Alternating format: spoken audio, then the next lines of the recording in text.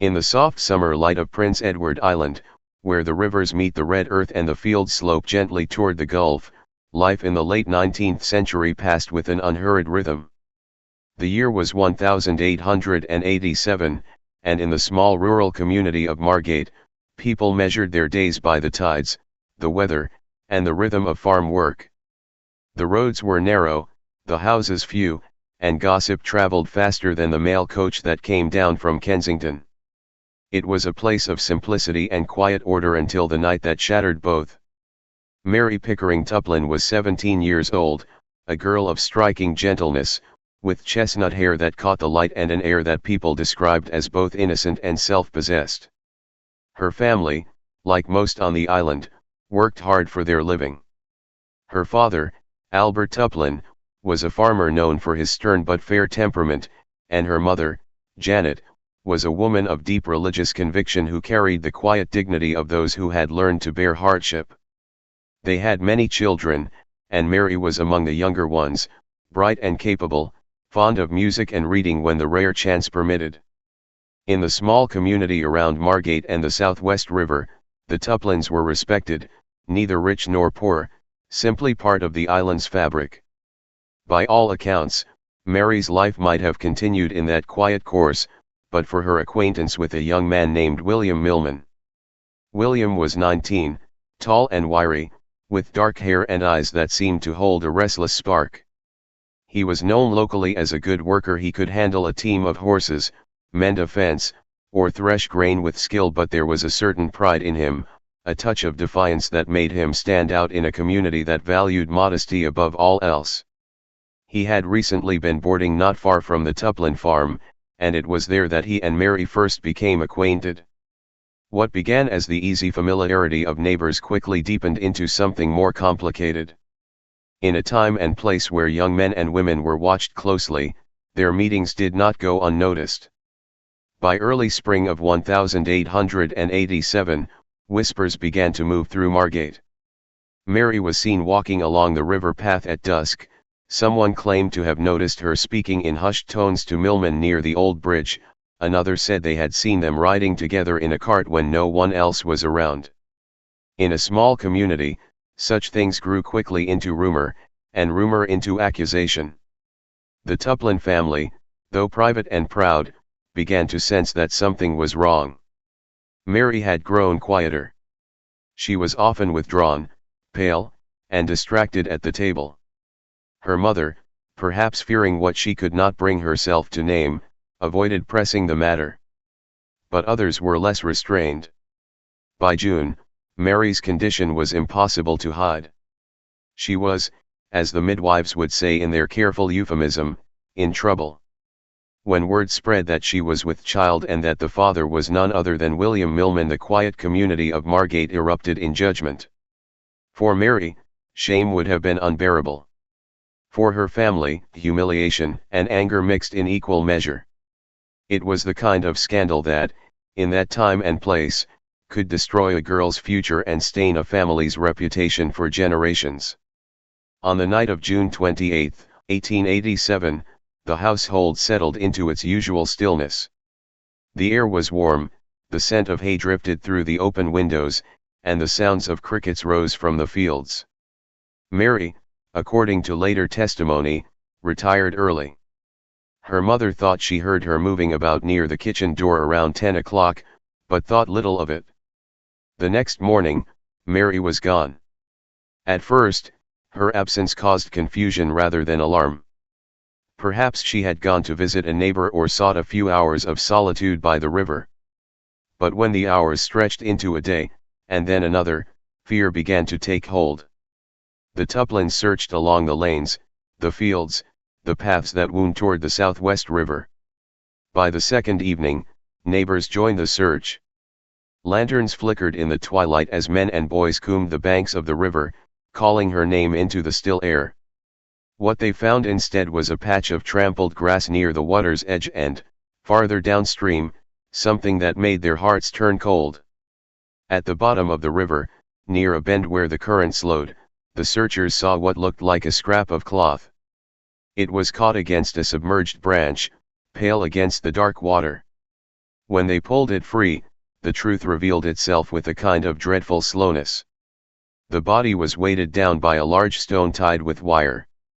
When they brought it to the bank and saw the face, though swollen and pale, the search ended. It was Mary. The coroner, Dr. William Stewart, was called from Charlottetown, a day's journey away. By the time he arrived, the small settlement was thick with grief and speculation. Everyone had an opinion, everyone had a theory. The doctor's examination was clinical but grim. Mary had been shot twice in the head, small caliber wounds, likely from a .32 revolver. There were signs that she had been dead before she entered the water. And then came the detail that deepened the tragedy even further: she was 6 months pregnant. The news moved through the island like a storm. Newspapers picked up the story almost immediately. "Horrible murder in Margate," one headline read, followed by breathless reports of a crime most foul. Prince Edward Island was not accustomed to such violence, murders were rare, and the killing of a young woman, especially one in her condition, was nearly unthinkable. In parlors and taverns, in churchyards and along wharves, people whispered the same name, Millman. The case against him, at first, rested almost entirely on rumor and inference. He had been seen near the Tuplin property the night of Mary's disappearance. A neighbor swore that he had heard voices by the river, one of them unmistakably male, the other a woman's cry. Another claimed that Millman had borrowed a revolver some weeks earlier, saying he needed it for target practice. When questioned by the constable, he denied any involvement, insisting he had last seen Mary several days before she vanished. But his calmness struck some as suspicious, and when officers searched his belongings, they found a revolver of the same caliber as the bullets that killed Mary, though the weapon itself bore no clear traces of use. By early July, the magistrate issued a warrant for Millman's arrest. The young man was taken into custody and brought to Charlottetown to await trial. The newspapers printed his image, a grainy sketch based on witness descriptions, and chronicled every detail of the case. Crowds gathered at the courthouse each day, eager for news. Reporters from Halifax and even as far as Montreal arrived to cover what they called the island's most dreadful crime. For many, it was not just the murder itself that horrified them, but the moral implication: a young man seducing and then killing his pregnant sweetheart. It seemed to embody every dark fear about temptation, secrecy, and sin that the era's moral codes tried to suppress. Millman, for his part, maintained his innocence. He admitted to having known Mary and even to having courted her, but he denied any knowledge of her pregnancy and insisted he had nothing to do with her death. His demeanor during the hearings composed, sometimes defiant, divided public opinion. Some took it as arrogance, others saw it as the bearing of a man wrongfully accused. The evidence against him was circumstantial, but in 1887, with a grieving family and a community demanding justice, circumstantial evidence could be enough. The trial began early the following year, held in Charlottetown's Supreme Court. The courtroom was packed from the first day. The judge presided with a stern gravity, and the jurors, all men, as was the law, looked tense under the weight of public scrutiny. The prosecution built its case piece by piece: the relationship between Mary and Millman, the pregnancy, the revolver, the sightings near the river. They called neighbors, family members, and laborers from nearby farms. The defense, though skilled, struggled against the tide of sentiment. In the minds of many, the moral verdict had already been rendered long before the legal one. The most dramatic testimony came from Mary's mother, Janet. Dressed in black, her voice trembling, she recounted the last evening she had seen her daughter alive, the way she had seemed restless, the faint sound of a man's footsteps outside the window. When asked if she believed Millman capable of such a deed, she hesitated before answering, "I cannot say what is in a man's heart, but he led my daughter to her ruin." It was enough to cast a shadow that the defense never managed to dispel. Yet, despite the emotional weight, the prosecution's case lacked direct proof.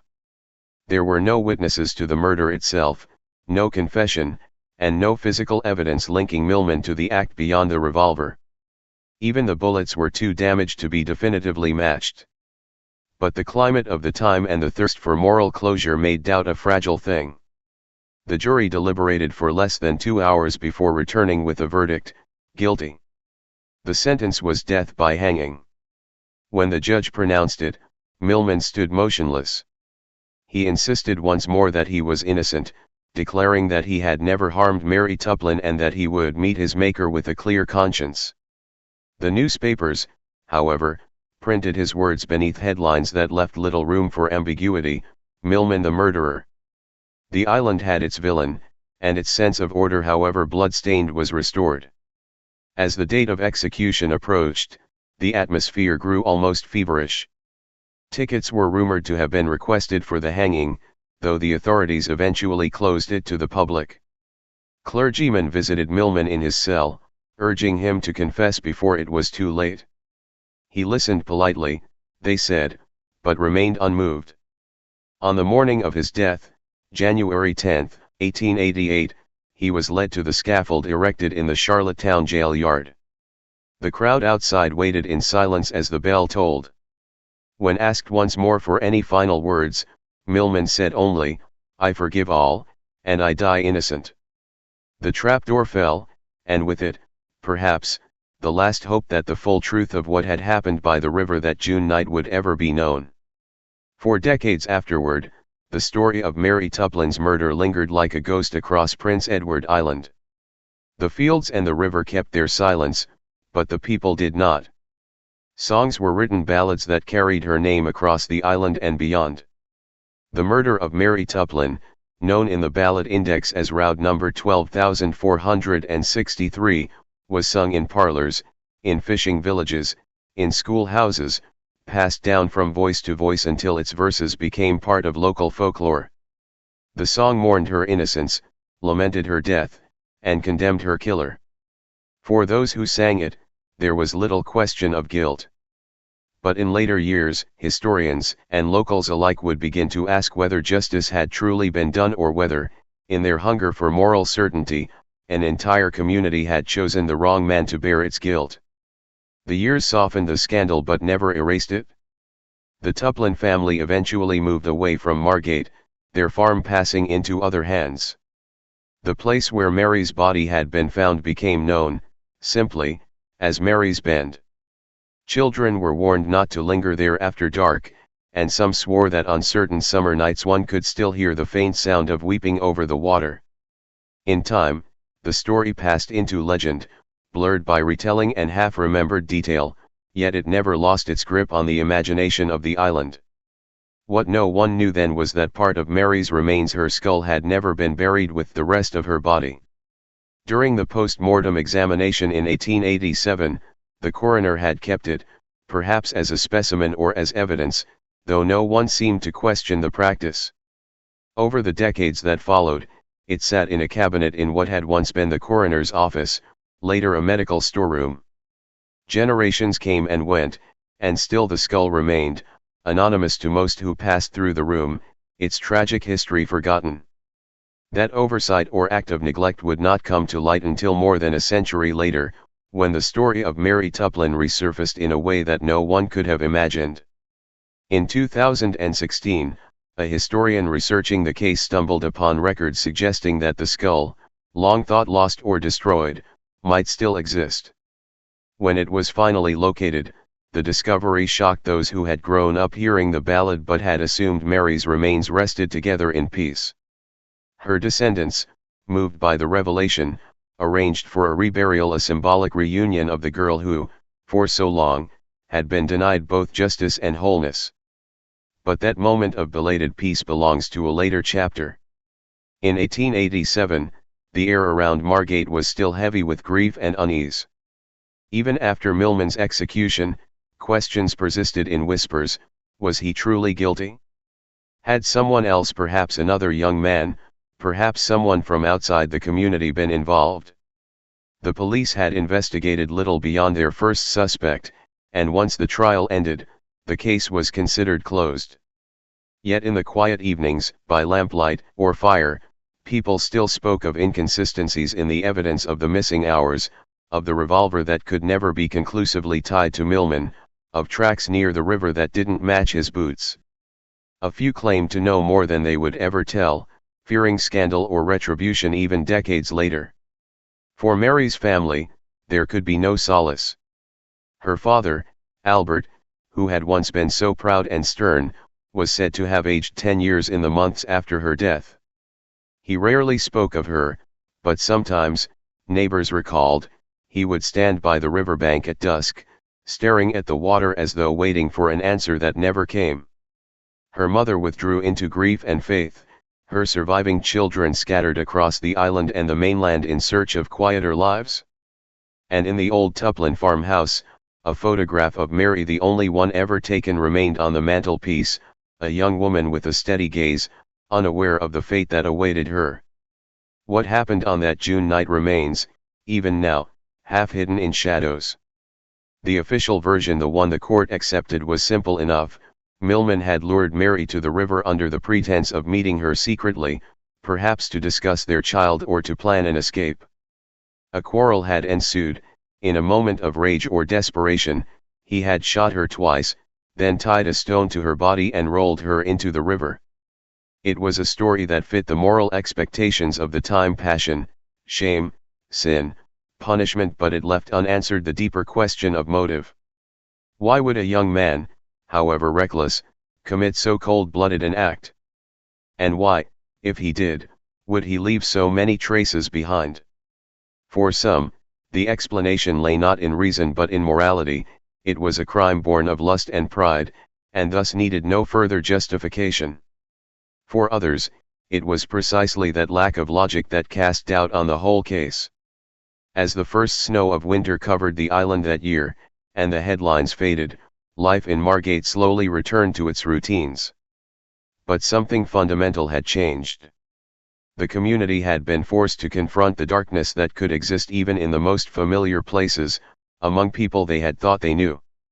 In every generation afterward, someone would rediscover the story, read the old newspaper accounts, or sing the mournful ballad, and wonder how such a thing could have happened there, in that quiet corner of Prince Edward Island where the river still runs red in spring with the earth it carries. The snow that blanketed Prince Edward Island in the winter of 1887–88 covered more than fields and fences. It softened the harsh outlines of tragedy, at least outwardly, and the people of Margate tried to let silence fill the places where questions might have been. But silence has its own persistence. Beneath the snowdrifts and within the parlors, the story of Mary Tuplin did not rest. It continued in whispers, in the uneasy pauses at church, in the quiet looks exchanged between neighbors who could not quite agree on what they believed. William Millman was gone. His hanging in January had brought an official end to the affair, and the papers that once screamed his name now turned to other matters: shipping routes, harvest yields, a parliamentary scandal in Ottawa. Yet the unease lingered. Some islanders said justice had been done, others said a boy had died for the sake of appearances. In the evenings, people retold the trial as though it were a legend already hardening into folklore, polishing or reshaping its details to suit the needs of their own certainty. Inside the Tuplin home, grief hung like a permanent frost. Janet Tuplin rarely left her kitchen, save for Sundays when she sat in the same pew, hands folded, eyes downcast. Albert Tuplin stopped attending community meetings altogether. He worked his land with a grim determination that bordered on penance, refusing to speak Mary's name. The younger children grew up beneath that silence, sensing that a boundary had been drawn between the past they were allowed to recall and the one that could not be mentioned. For the authorities, the case file closed neatly. But for those who looked closer, for journalists, amateur historians, and even a few policemen uneasy with their own conclusions, there remained too many cracks in the narrative. The revolver had never been proved to be the murder weapon, the timeline of Mary's final hours was uncertain, and no one could explain the inconsistencies in the witness statements that had placed Millman at different locations on the night she vanished. Years later, a retired constable named James McCallum would admit that he had always doubted the case. In an unpublished memoir discovered in a Charlottetown attic, he wrote that the investigation had been rushed, the evidence thin, and the pressure from the public overwhelming. We were told, he recalled, that the island must see justice done. It was not a suggestion. At the time, McCallum's doubts would have been unwelcome, even dangerous. The crime had wounded the colony's sense of moral order, and someone had to pay. After the execution, the prison chaplain who had attended Millman wrote a letter to the Charlottetown Patriot. He described the young man's final hours, the calm with which he ate a simple breakfast, the way he spent the last minutes reading from the Book of Psalms, and the quiet conviction in his voice when he said, "I am going to meet her, and I have nothing to fear." The chaplain, careful not to contradict the court, added only that Millman met his end with a serenity that bespoke either extraordinary faith or innocence. The editor printed the letter in small type on page 3, careful not to disturb the public's settled verdict. The decades that followed turned the case into something between morality tale and ghost story. Travelers passing through Margate were shown the bend in the river where Mary's body had been found. Local children dared one another to visit after dark. The ballad that carried her name spread far beyond Prince Edward Island. Each singer changed a word or two. Sometimes Mary became Molly, sometimes Millman was called Willie, but the essence remained: a young girl betrayed, a secret meeting by the river, a gunshot echoing through the night. In time, the song crossed the Gulf to Nova Scotia and Newfoundland, sung by sailors who barely knew where Margate lay. The murder became less a specific event than a symbol, a warning about seduction and consequence. But on the island itself, memory refused to become so tidy. Elderly neighbors spoke of another man, older, married, who had been seen talking to Mary in the weeks before her death. A farmer recalled a stranger asking for directions along the Southwest River Trail the same evening she disappeared. None of these recollections ever hardened into evidence, but they kept the story alive in a way that official records could not. By the early 20th century, Margate had changed.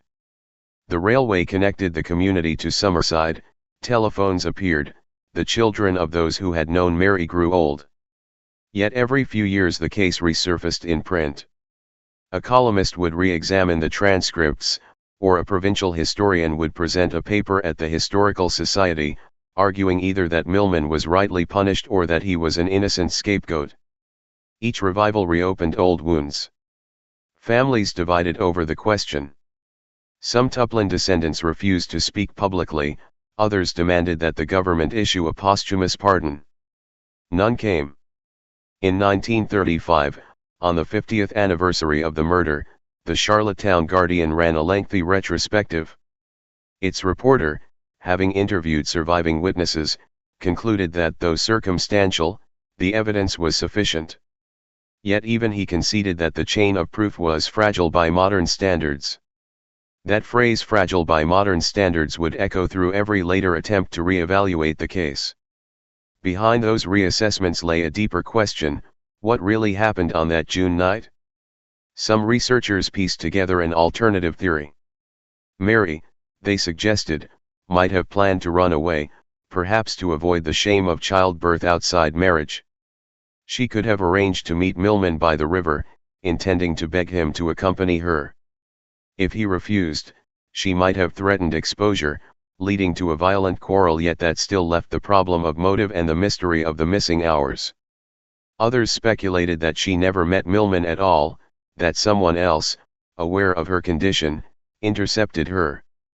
A few even whispered of a family member's involvement, though no credible evidence ever supported that dark conjecture.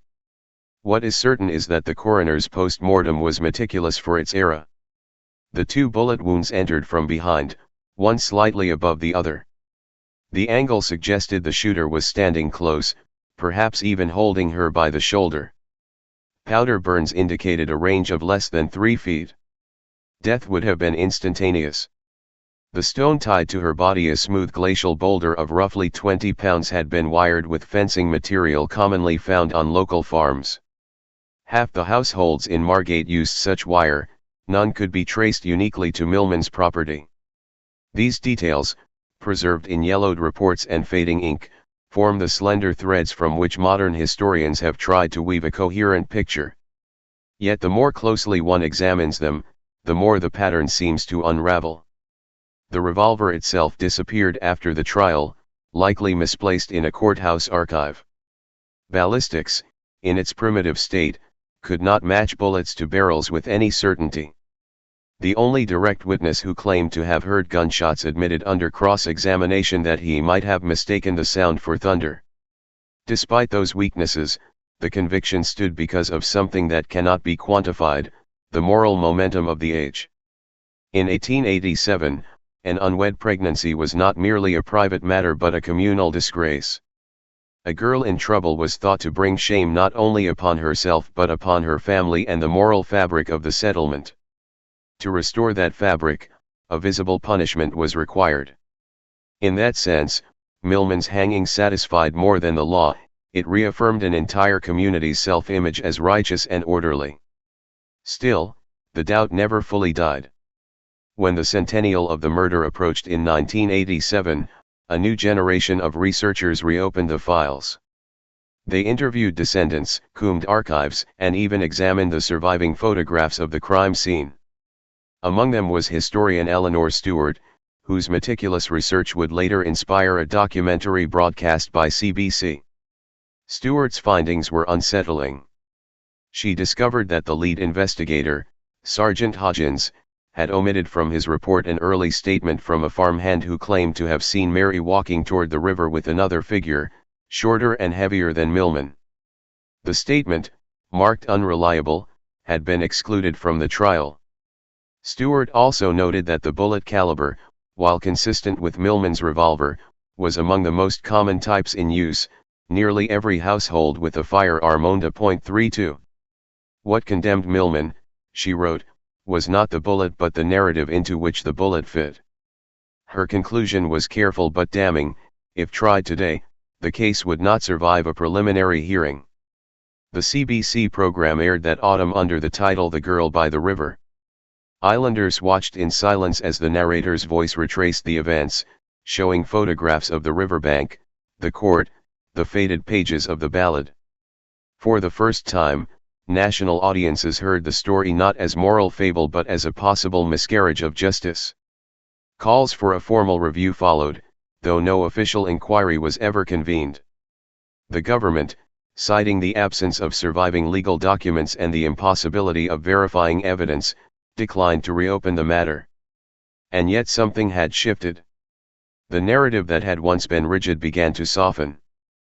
People began to speak of Mary not as a symbol of sin and retribution but as a victim twice wronged, once by her killer, and again by a system eager to condemn without proof. Millman, too, was reimagined, not a monster but a boy caught in the machinery of scandal. Even those who still believed in his guilt could not avoid the sense that the truth, like the river itself, had many hidden currents. Through all of this, one artifact remained that few knew about: the skull. During the 1887 autopsy, Dr. Stewart had removed it for study, as was common practice in medico-legal examinations. Somehow it was never returned to the coffin when Mary was buried in Margate Cemetery. For generations it sat in a dusty cabinet within the old coroner's office, labeled only female, pay 1887. By the early 21st century, the building had become a storage space for provincial archives. It was there, in 2016, that a curator sorting through boxes found the skull wrapped in decaying muslin. A small tag bore faded handwriting, "Tuplin murder case." The discovery caused a quiet sensation. Reporters flocked to the story. Descendants of both the Tuplin and Millman families were contacted. For them, the find reopened emotions thought long settled. The government authorized forensic testing to confirm identity, and the results were conclusive: the remains were indeed Mary's. That spring, arrangements were made for a reburial. The ceremony was modest, attended by a handful of descendants, local historians, and clergy. The coffin containing the skull was placed beside the original grave, its weather-worn stone now nearly illegible. A light rain fell as the minister spoke of reconciliation and remembrance. "We lay to rest not only what was lost," he said, but also the questions that have burdened this island's memory. Yet even as the crowd dispersed, the questions remained, quietly unburied. Some of those who attended later described the feeling as one of completion. Others sensed something more ambiguous, as though the act of reunion had stirred the very ground of history, reminding everyone that closure is a luxury the past seldom grants. Among the attendees was a great-great-grandniece of William Millman. She placed a small bouquet at Mary's grave and said softly, "I hope you both find peace now." It was the first time a member of Millman's family had been publicly present at a commemoration of the girl whose death had destroyed their own ancestor. The reburial reignited scholarly interest. Journalists revisited the evidence with modern forensic reasoning. Could the bullets, if recovered, have yielded ballistic striations matching the revolver? Could trace metals have proven distance or powder composition? The answers were purely speculative. The physical evidence had long vanished. But what mattered was the attempt, the need to bridge the gulf between 19th-century justice and contemporary understanding. In recent years, historians have come to view the Tuplin case as a lens into the social dynamics of its era. It reveals how gender, class, and morality intertwine to shape the course of justice in small colonial societies. The victim was a poor farmer's daughter, the accused, a working-class youth with neither wealth nor influence. Both were expendable in the face of communal outrage. The legal system, primitive by modern standards, relied on confession, reputation, and hearsay more than on science. To modern readers, the story is less about murder than about how societies manufacture certainty when confronted by shame. Still, one cannot ignore the personal tragedy. In her 17 short years, Mary Tuplin embodied the contradictions of her time: innocence and defiance, dependence and desire. Whether she met Millman by choice or coercion, whether she sought love or redemption, she became the repository of her community's fears. Her death exposed the fragility of those moral boundaries, her memory forced generations to confront them anew. Today, if one visits Margate, the landscape appears almost unchanged. The river still winds through red clay banks, the fields are still bordered by spruce.